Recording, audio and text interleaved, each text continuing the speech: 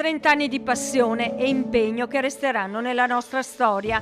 Con queste parole Media Nord-Est saluta e ringrazia Fabio Verin, colonna portante dell'azienda, capotecnico della sede di Bassano del Grappa che ha raggiunto l'età pensionabile. Un collega che lascia un'impronta indelebile, che ha lavorato sempre con passione e grande professionalità, attivo e disponibile in ogni momento, in regia o alle centraline di montaggio o in esterna con l'inseparabile telecamera per documentare eventi o fatti di cronaca con occhio attento e competenza decennale.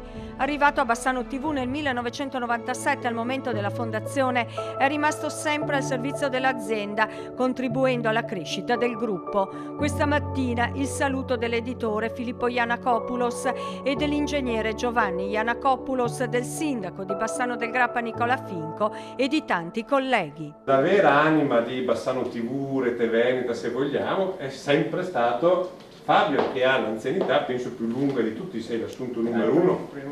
Per cui oggi siamo qua a ringraziare Fabio per tutti gli anni di lavoro, è il primo pensionato di questa azienda. È stata una continua crescita e spero che questa crescita continui, ma sicuramente continuerà per tutti i guardi e ringrazio tutti perché da solo non serve niente. Fabio Verin ha sicuramente scritto un pezzo di storia del nostro gruppo. Ora per lui inizia una nuova fase della vita tra tempo libero e passioni, a partire dall'amata montagna.